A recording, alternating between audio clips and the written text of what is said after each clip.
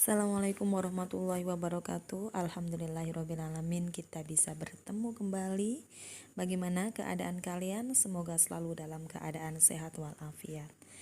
Pada kesempatan kali ini, Akidah Akhlak kelas 6 akan belajar tentang masih dalam bab 1, membersihkan hati dengan memohon ampun. Namun kali ini kita akan belajar tentang tawadu atau rendah hati. Sekarang simaklah materi berikut ini. Orang yang rendah hati atau tawadu akan menjadi orang yang pemaaf, sebab mereka memiliki kemampuan untuk mengakui kesalahan diri, mengakui ketidaksempurnaan atau keterbatasan diri, dan selalu terbuka untuk menerima kritik, ide, dan saran.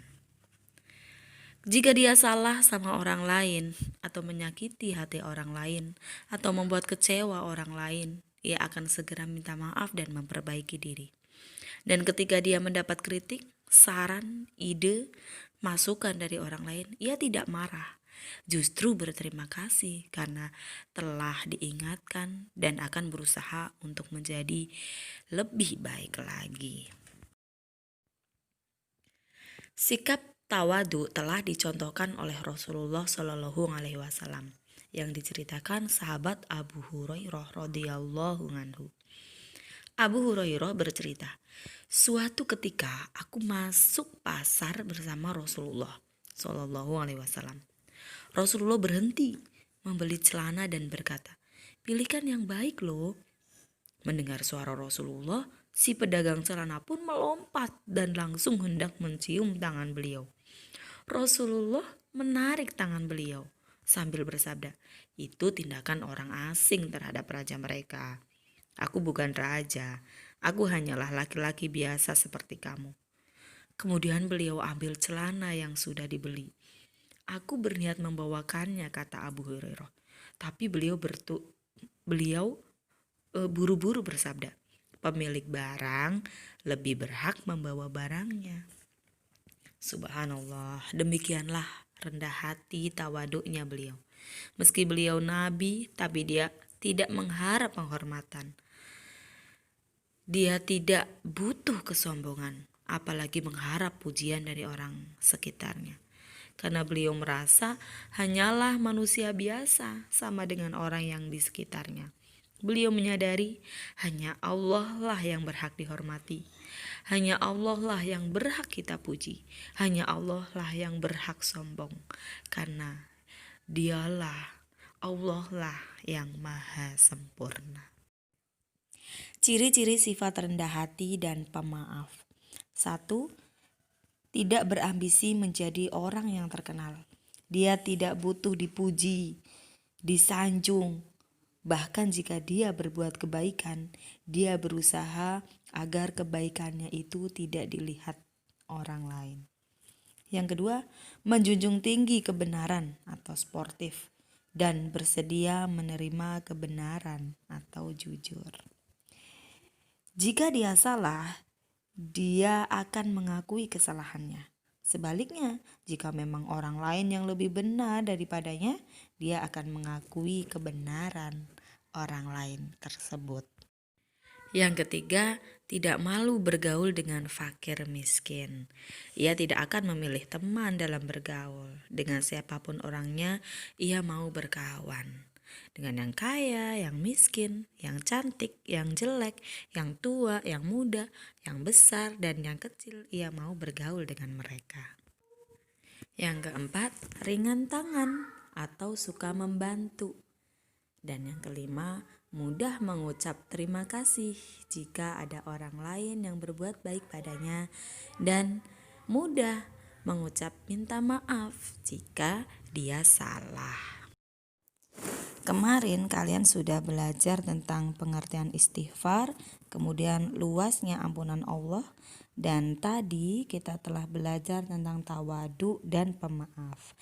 Sehingga kita akan rangkum sekarang adalah hikmah membaca istighfar. Yang pertama, hati jadi tenang atau selalu bahagia. Karena jika dia salah, dia tidak gengsi, tidak malu untuk minta maaf. Dan jika ada orang yang menyakitinya, dia akan segera memaafkan. Sehingga dia tidak punya musuh dan tidak punya rasa dendam, dan hatinya akan selalu merasa bahagia. Hikmah yang kedua adalah diampuni salah dan dosanya oleh Allah Subhanahu wa Ta'ala. Ini sudah barang tentu, karena jika dia melakukan kesalahan pada orang lain, ia langsung dihapus dengan minta maaf.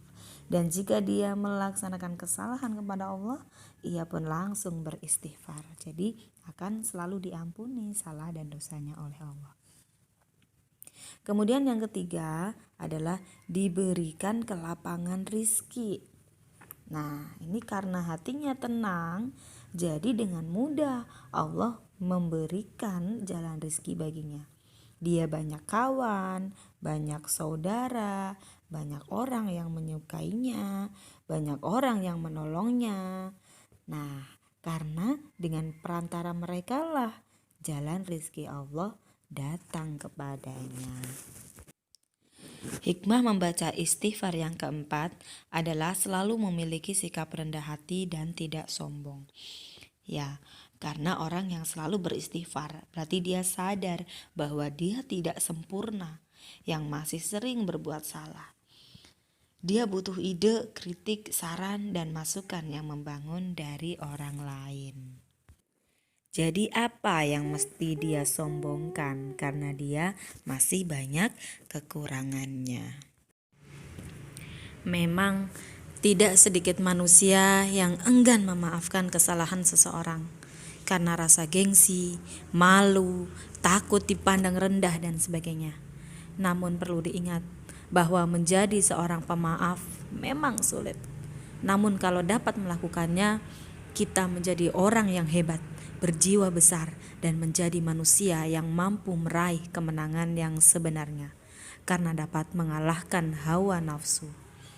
Oleh karena itu, marilah kita selalu membaca istighfar setiap saat dan dimanapun berada, sebanyak yang kita mampu, agar hidup kita lebih berkah dan selalu dalam lindungan Allah Subhanahu wa Ta'ala. Meniru sikap Rasulullah yang setiap bangun tidur, beliau beristighfar 70 kali, bahkan dalam hadis lain disebutkan 100 kali. Padahal Rasulullah SAW adalah manusia maksum, yang artinya sudah dijamin masuk surga oleh Allah. Namun ia tetap selalu beristighfar kepada Allah Subhanahu wa Ta'ala. Apalagi kita yang selalu berbuat dosa, seharusnya lebih banyak lagi istighfarnya. Oleh karena itu, yuk kita berlatih membaca istighfar minimal setelah sholat dan setelah kita berbuat salah. Demikian materi kali ini. Sebagai bahan refleksi, coba kalian tulis seperti lembar pada bagian ini. Kalian tulis sebelah kanan kesan kalian setelah mengikuti pelajaran dengan materi kalimat Thayyibah istighfar, dan sebelahnya kalian tulis tekad setelah mempelajari materi kalimat istighfar ini. Tulis di buku kalian.